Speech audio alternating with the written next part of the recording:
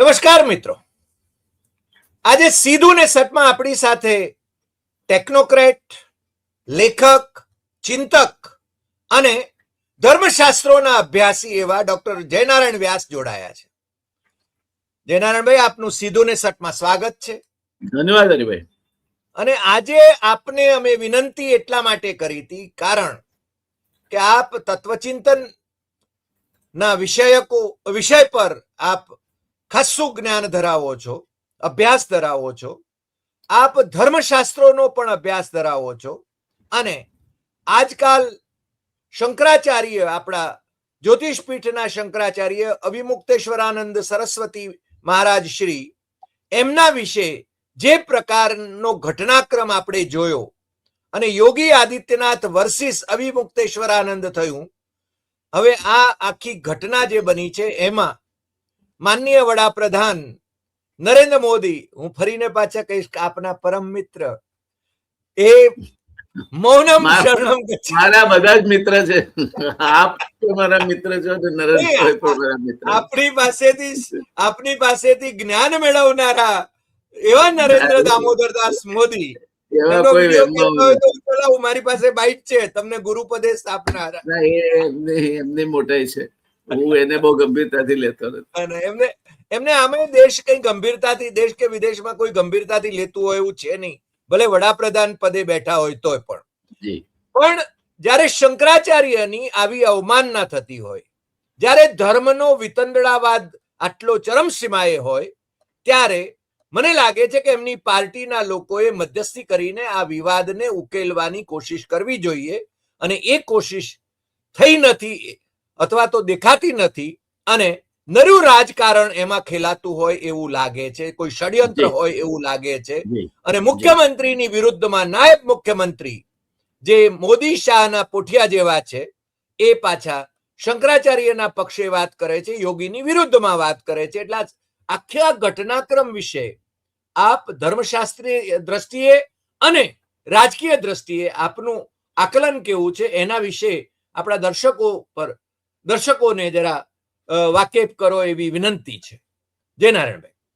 હરિભાઈ, બહુ સરળ સમજ છે મારી આખા મુદ્દામાં, અને એ છે કે આદિ શંકરાચાર્યજી અત્યંત યુવા વયે એમણે એટલું બધું ખેડાણ કર્યું, અને એ સમય જે હિન્દુ સનાતન ધર્મ જે કહેવાય એ લગભગ અંધકારમય પરિસ્થિતિમાં હતો.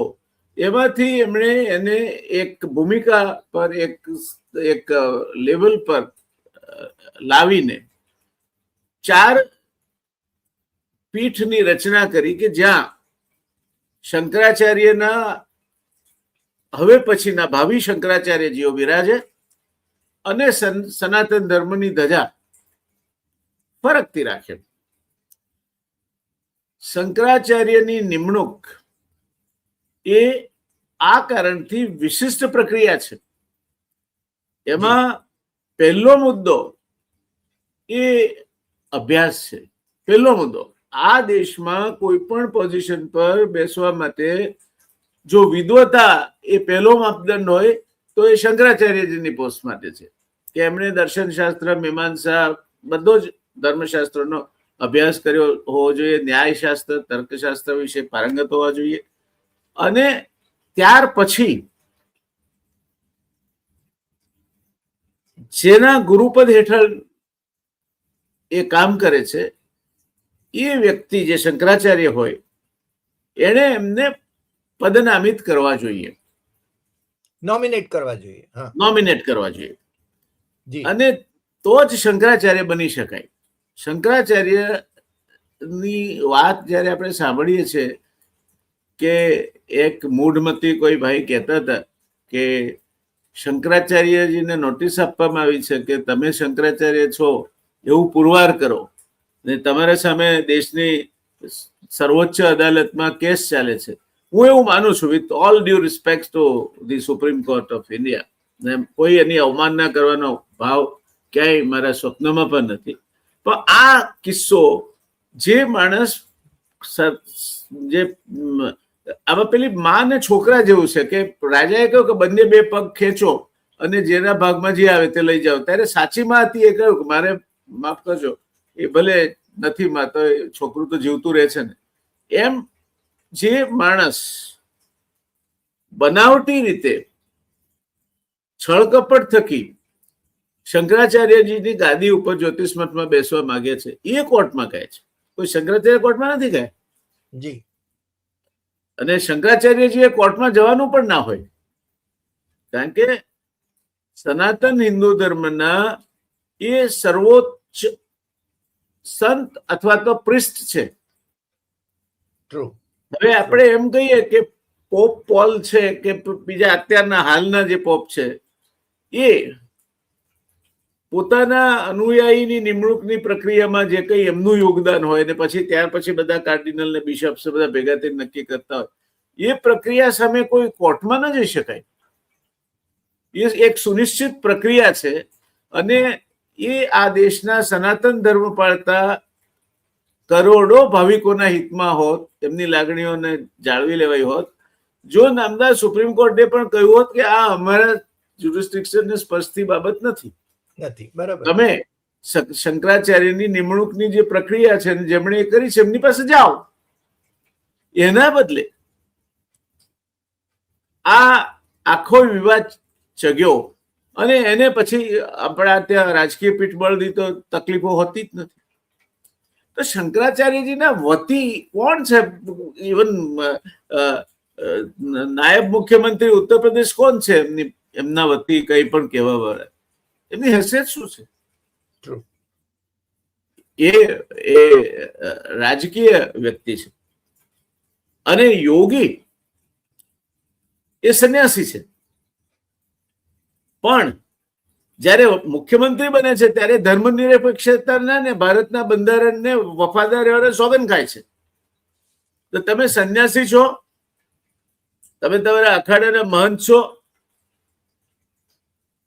એક ચોક્કસ ધર્મને વરેલા છો, સાધુ છો કે ધર્મ નિરપેક્ષ છો, એ તો પેલા યોગી નક્કી કરે. શંકરાચાર્યજીની ઓળખ પૂછતા પેલા જો ક્યાંય બેવડાપણું હોય તો યોગીમાં છે. શીરો દેખીને શાવક થવું એવી આપણે ત્યાં કહેવત છે. અને શાવક એટલે ભક્ત થવું, એટલે કોઈ કોમ્યુનિટી કોઈ ધર્મને આ લાગુ નથી પડતી, પણ આ એક રૂઢ પ્રયોગ છે. તો તમારે રાજગાદી પર બેસવું હતું એટલે ગોરખપુર મઠ એનો સંપ્રદાય, તમે તમારું ઉત્તર કાર્ય કરી, ઉત્તર ક્રિયા કરીને સાધુ બન્યા છો, બધું ભૂલી જવાનું. તો પાછા સંસારમાં આવી જાવ ભાઈ. એટલે આમાં સૌથી મોટા જો કોઈ ગુનેગાર હોય તો યોગી આદિત્યનાથ છે. એ બેવડા ધારાધોરણોને અપનાવે છે, બેવડા ધારાધોરણો પાળે છે. અનુકૂળતાએ એ સાધુ હોવાની વાત કરે છે, મઠાધીશ હોવાની વાત કરે છે, મહંત હોવાની વાત કરે છે. મહંત હોય જ ના શકે. જ્યારે તમે મુખ્યમંત્રી બનો છો રાજ્યના, જ્યારે તમે ધર્મ નિરપેક્ષ જે બંધારણ છે તમારું, એને વફાદાર રહેવાના, રક્ષણ કરવાના સોગંદ ખાવ છો, તો પછી આ ભગવો વેશ શેના માટે, કોને છેતરવા માટે તમે પહેર્યો છો?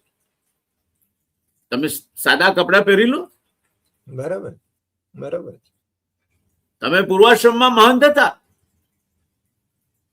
એટલે યોગી આદિત્યનાથ પોતે જ આમાં પહેલા તો એમનું વર્તણૂક એ ધર્મ અને શાસ્ત્રને અનુસાર નથી, સેટ નોર્મ્સ ને પણ અનુસાર નથી, એક રાજ્યના મુખ્યમંત્રી પાસેથી અપેક્ષિત નૈતિકતાના ધોરણો પણ એ પૂરું કરતું નથી, અને સત્ય નિષ્ઠાના માર્ગે ચાલતું પણ નથી. હવે એ લોકો શંકરાચાર્યજીનો, અવિમુક્તેશ્વરાનંદજીનો ન્યાય કરવાના છે. તો કઈ રીત થાય? કોણ છે એ લોકો?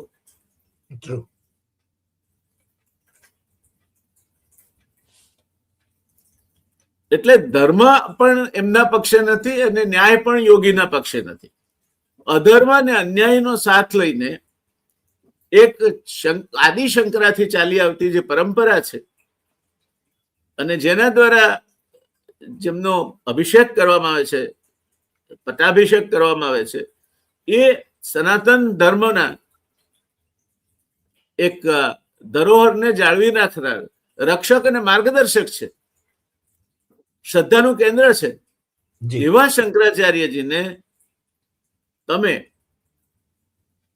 આ બનાવ બન્યો, માની લઈએ, હું યોગીને એટલા પૂરતી બેનિફિટ ઓફ ડાઉટ આપવા તૈયાર છું કે એમના અધિકારીઓએ ગેરવર્તન કર્યું, તો યોગીને પગમાં શું કાંટા વાગતા હતા જઈને કે મહારાજ ક્ષમા પ્રાર્થી મેં? તમે રામ રહીમને 40-45 વાર પેરોલ આપી શકો છો હાથ જોડીને. જે બળાત્કાર અને મર્ડરનો કન્વિક્ટેડ માણસ છે, જન્મ ટીપનો કેદી છે. યસ, માણસ જન્મ ટીપનો કેદી છે. યસ. તમે આસારામ માટે જુદા ધારાધોરણો અપનાવી શકો છો, આવું તો ઘણું બધું કરી શકો છો. ત્યારે એક ધર્મના આચાર્ય, એક જ્યોતિષપીઠના શંકરાચાર્ય, સનાતન ધર્મના જે લોકો શ્રદ્ધાળુઓ છે એમના માટેનું શ્રદ્ધા કેન્દ્ર, એમના માર્ગદર્શક, એની સાથે આ પ્રકારનું વર્તન કઈ રીતે કરી શકો તમે? અને એમણે શું તમારું બગાડ્યું છે? એમણે એવું કહ્યું કે શિખરબંધી મંદિર ના હોય ત્યાં સુધી પ્રાણ પ્રતિષ્ઠા ના થાય. સાચી વાત છે. આપણે મહાભારતના યુદ્ધમાં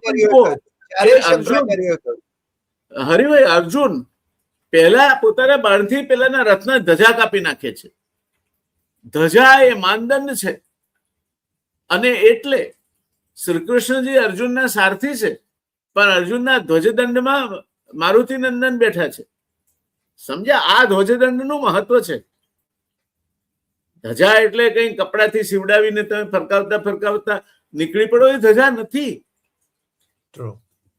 એટલે તમે ન ધ્વજદંડનું માન રાખો, ન અચ્છા આ શિખા કરે, શિખા છે જયારે સંધ્યા કરે ત્યારે અહીં હાથ મૂકીને ઓમ જાલમિતિ ભસ્મા સ્થાલમિતિ ભસ્મા સર્વગુમ હવા ઇદમ ભસ્મ એ મંત્રોચ્ચારથી શરૂઆત કરીએ છીએ.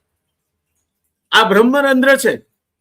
અને એટલા માટે ગમે તેવા માણસ, આપણા આ જે આંગળા છે એમાંથી વૈજ્ઞાનિક રીતે પુરવાર થયેલું છે કે આપણામાંથી ઓરાવે છે હાથ ને પગના અંગૂઠામાં ની આંગળામાં. એટલે સાચા જે સંન્યાસી છે, યોગી છે, ના અંગૂઠાને તમે સ્પર્શ કરો, એ કરવા જ નહીં દે.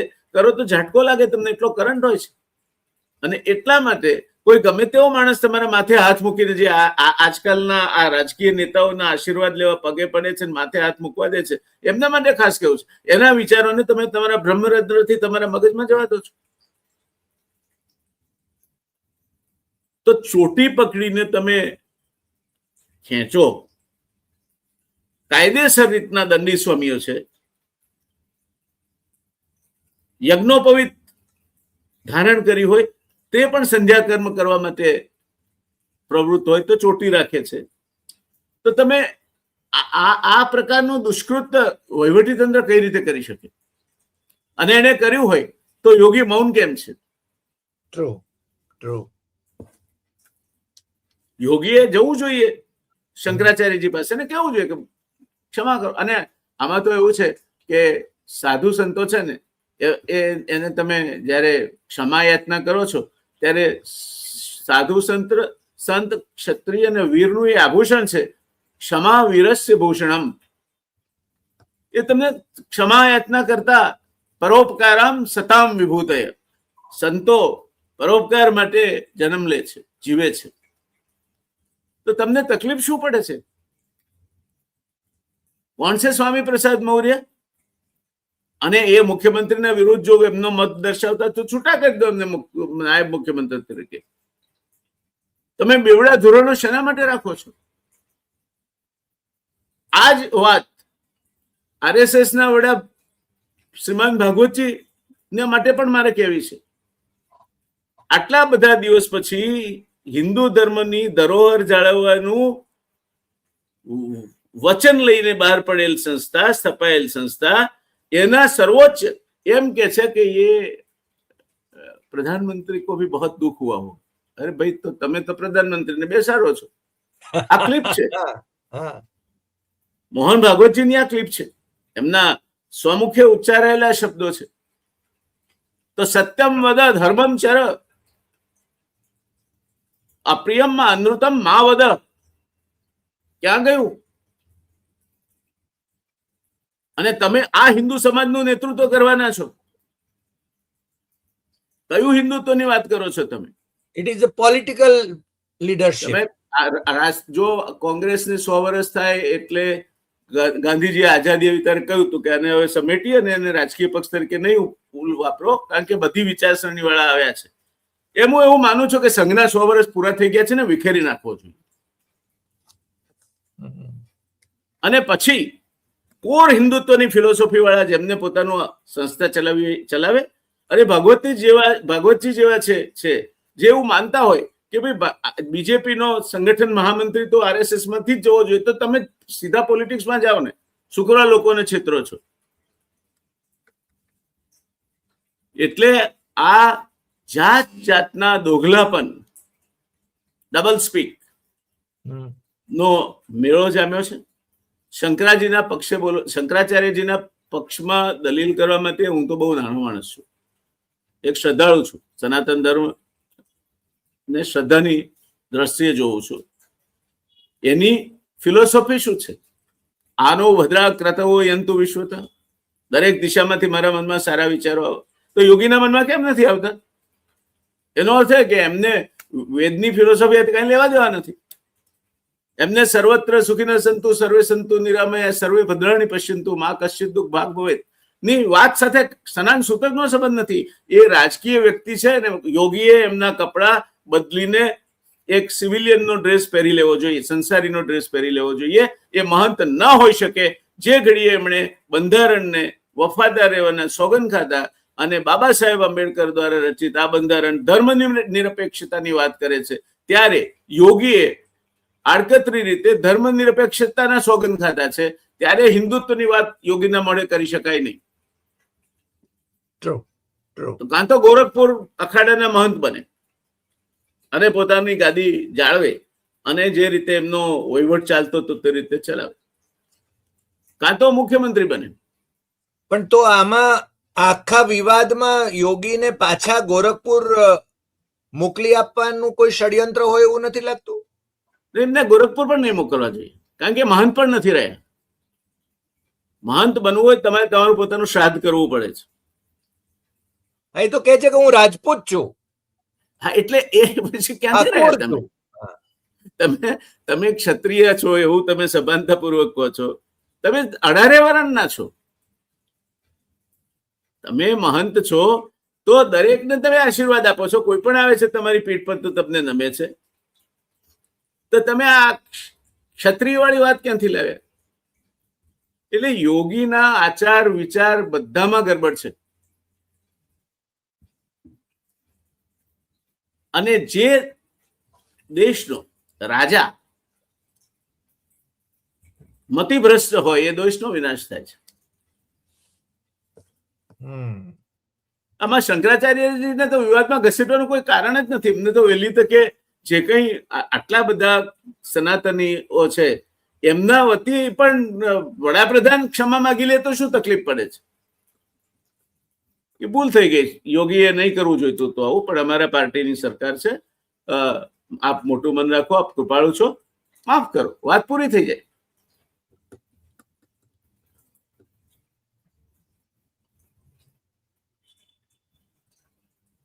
પણ આ વિવાદ ચાલુ રાખવો છે એમણે પણ નહીં, ચાલુ રહે છે, કારણ કે શંકરાચાર્યજીઓએ પણ આમાંથી કંઈક શીખવાનું છે.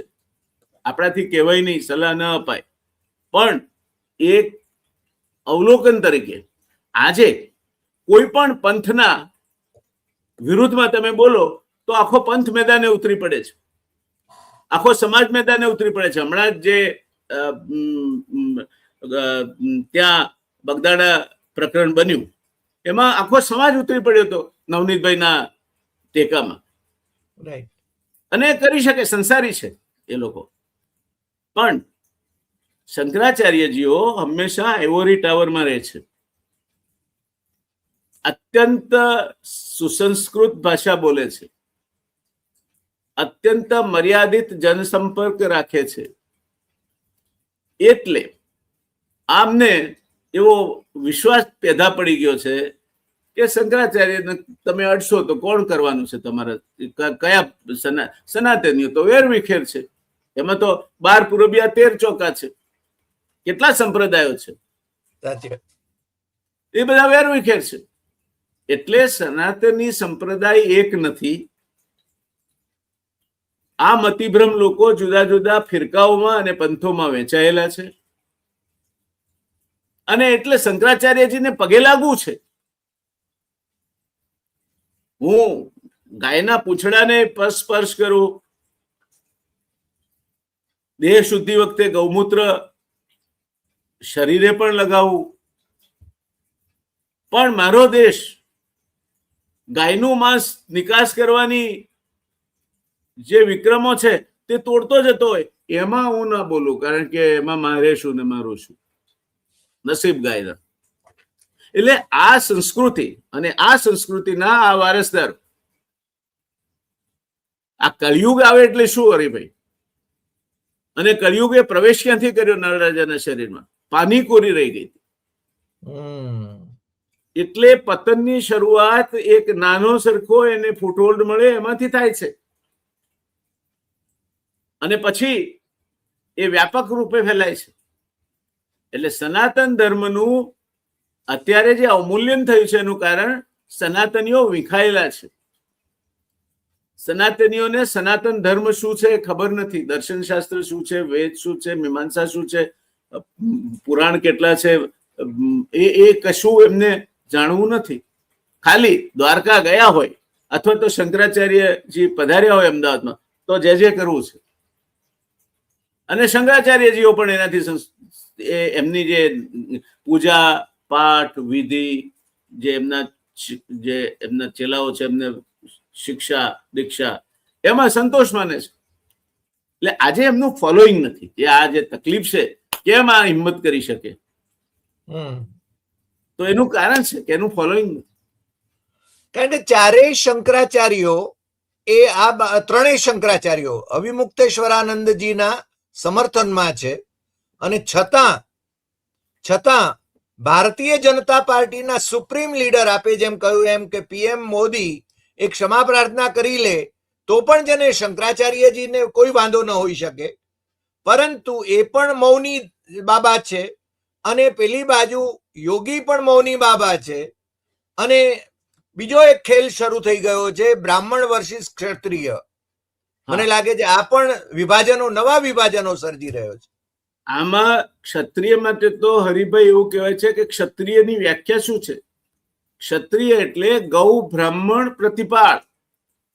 સાચો ક્ષત્રિય છે તે ગાયના માટે, આપણા સૌરાષ્ટ્રમાં જો ગાયોના ધણ વાળી જતા હોય ને એને બચાવવા માટે જે લોકો શહાદતને વર્યા હોય, જે લોકોએ પોતાની જાતનું બલિદાન પાળ્યા છે, એટલે ક્ષત્રિય એટલે ગૌ બ્રાહ્મણ પ્રતિપાળ, ગાય અને બ્રાહ્મણની જે રક્ષા કરે છે. એટલે હું ગમ્મતમાં અમારા કેટલાક ક્ષત્રિય મિત્રોને કહું છું કે ભાઈ આ તમે લોકોએ જો દશા બેસારી હોય તો બ્રાહ્મણોની બેસારી છે, કારણ કે ગાયોની રક્ષા તો નામ કે વાસ્તે પણ ભાજપ કરશે, આરએસએસ પણ ગાયને લઈને નીકળશે. બ્રાહ્મણોનું હવે કોઈ રહ્યું નથી ને તમે છોડી દીધા. અમને પહેલા રાજ્યાશય મળતો, કંઈક રાજ તરફથી વર્ષાસન મળતું, બધું જતું રહ્યું. એટલે બ્રાહ્મણો માટે ખરાબ પરિસ્થિતિ આવી છે. ક્ષત્રિય ને બ્રાહ્મણ સામસામે હોય જ ન શકે, શક્ય જ નથી. એટલે સમાજમાં વિભાજનો ન જ હોવા જોઈએ, ન જ હોય. પણ આપે કહ્યું એમ કે ગાયની રક્ષા ભાજપ વાળાઓ કરશે, પણ ભાજપના શાસન દરમિયાન, મોદીના શાસન દરમિયાન તો ગોમાંસ નિકાસ છે ને એમાં આપણે વિક્રમ સર્જી રહ્યા છીએ, અને એ કતલખાનાઓના ડોનેશન ઉપર ભારતીય જનતા પાર્ટી ફાટફાટ થઈ રહી છે. ચૂંટણી ફાળો લઈએ છીએ આપણે એમની પાસે. હા, કહેવાય લે છે અને એમને મોકળાશ મળે છે. જી. પણ છેલ્લે મને સવાલ થાય છે કે હું પૂછું આપને કે સનાતન ધર્મની રક્ષા કરવાની બાબત જ્યાં આવે છે ત્યાં આપણું બંધારણ જે કે છે, ડોક્ટર બાબા સાહેબ આંબેડકરે રચેલું અને બંધારણ સભાએ જેને સ્વીકારેલું, આપણે શ્રેષ્ઠ બંધારણ કહીએ છીએ, જીવંત બંધારણ કહીએ છીએ. સમયાંતરે એમાં પરિવર્તન જે કરવા પડે એ કરવા પડે, પણ આ સનાતન ધર્મ એવું થોડું કે છે કે આ દેશની અંદર રહેતા મુસ્લિમોને તમે છે ને પાકિસ્તાન મોકલી આપો, બાંગ્લાદેશ મોકલી આપો, મરાવી નાખો, આવું કઈ કે છે સનાતન ધર્મ?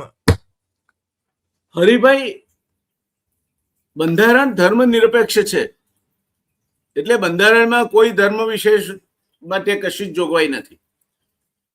પણ હું સનાતન ધર્મમાં માનું છું, હું હિન્દુ ધર્મમાં માનું છું. મારા માટે એના માટેનું માર્ગદર્શન શોધવા માટેનું ન્યાયશાસ્ત્ર છે, કૌટિલ્યની નીતિ છે કે ગીતા છે, જેમાં સ્વયં ભગવાને કહ્યું છે કે યદા યદા હિ ધર્મસ્ય ગ્લાનિર્ભવતિ ભારત અભ્યુત્થાનમ ધર્મસ્ય તદાત્માનમ સૃજામ્યહમ પરિત્રાણાય સાધુનામ વિનાશાય છે દુષ્કૃતામ ધર્મ સંસ્થાપનાર્થાય સંભવામી યુગેર યુગે. તો એ ભગવાન કોણ આપણી અંદર બેઠો છે? અદ્વૈત એ કે છે. અદ્વૈત માં દ્વૈતમાં આ જ ફરક છે. દ્વૈત એમ કે છે કે તારો માલિક ઉપર છે અથવા કોક મંદિરમાં બેઠો છે. અદ્વૈત એ કે છે ના, તારો માલિક તું જ છે. કબીરજી પણ એ કે છે બુરા દેશ ખોજનની સિર્યો बुरा मिलन को जब जब अंतर झांकियो मुझसे बुरा न कोई कबीरा मुझसे बुरा न को. જી, એટલે અંતરાત્માની ઓળખ એ સનાતન ધર્મ શીખવાડે છે. એ જીવમાંથી બ્રહ્મ તરફ જીવને જ એનું ઉદ્ધવીકરણ કરીને લઈ જવાની વાત છે. અને એટલે એનું રક્ષણ કોઈ નહીં કરે તો પણ એ ચાલશે. એ દેવહુમાં પક્ષીની માફક રાખમાંથી પણ બેઠો થશે. કારણ કે એક સમય એવો આવશે જ્યારે લોકો આ બધા જ પ્રકારના ઠગો, બધા જ પ્રકારના બખેડા, બધા જ પ્રકારના લુચ્ચા લફંગાઓથી કંટાળશે અને સંપૂર્ણપણે લોકો ત્રાસી જાય એવું અધર્મનું સામ્રાજ્ય જ્યારે ફેલાશે ત્યારે વળી પાછા લોકો ઓરિજિનલ પ્રીચિંગ્સ ઓફ હિન્દુત્વ જે તમને કહે છે કે સર્વત્ર સુખીના સંતો, તો એ ધર્મ કોઈને માટે બાદબાકી કઈ રીતે કરી શકે? બધાનું કલ્યાણ, જીવ માત્રનું કલ્યાણ માને. યસ. કામયે દુઃખ તપ્તાનામ પ્રાણી નામાર્તિ નાશનમ. પ્રાણી માત્રની આર્તના ને દુઃખનો નાશ થાય એ મારી કામના છે. એ ધર્મ બીજા ધર્મના માટે કઈ રીતે કઈ પણ હલકું ઘટિત અથવા તો નુકસાનકારક વિચારી શકે? એ ક્યારેય સનાતન ધર્મે વિચાર્યું નથી. અને એટલે જ હરિભાઈ એના ઉપર અનેક આક્રમણો થયા. હુણો આવ્યા, શકો આવ્યા, અફઘાનો આવ્યા, તારતાર આવ્યા, મોગલો આવ્યા, ગઝની આવ્યો, ખિલજી આવ્યો, પણ ફિરંગીઓ અને ક્રિશ્ચિયનો પણ આ ધર્મને નિર્મૂળ કરી શક્યા નથી. યસ. કારણ કે એ પોતાનું અસ્તિત્વ પોતાનામાંથી જ ડિરાઈવ કરે છે. સાચી વાત. પણ આ વાત પોલિટિકલ જે લીડર્સ છે, લીડરશિપ જે ધર્મને નામે લીડરશિપ કરે છે, એ લોકો સમજે તો ગનીમત. નહીં સમજે, એ મતિ મૂઢ છે. સ્વાર્થથી નિહિત, વ્યક્તિગત સ્વાર્થથી જયારે માણસ પ્રેરિત બને છે ત્યારે પહેલો ભોગ લેવાતો હોય તો એ એની વિવેક બુદ્ધિનો લેવાય છે. એ સારાસારનો વિવેક ગુમાવી બેસે છે. ઘણા બધા ફિરકાના ધર્માચાર્યો તમે જુઓ આજે, તો આપણને લાગે કે ના આ કળિયુગના ધર્માચાર્ય છે. એમના સામેના કોઈ પણ વાતો આપણે એમના સામેની નિંદા આપણા મોએ તો કરવી જ ન જોઈએ. ગમે તેમ તો એમણે સંન્યાસ લીધો છે, આપણે એ નથી લીધો. આપણે સંસારી છીએ, એમણે ત્યાગ કર્યો છે, તો મને એમની ટીકા કરવાનો કોઈ અધિકાર નથી. પણ સાથે સાથે આ કારણે એમની જવાબદારી ખૂબ મોટી બની જાય છે કે એ પોતાની મર્યાદા પાળે. સાચી વાત. હવે વધારે પડતી મર્યાદાઓ પાળવાના કારણે આજે શંકરાચાર્યજી નોન રિલેવન્ટ થઈ ગયા છે,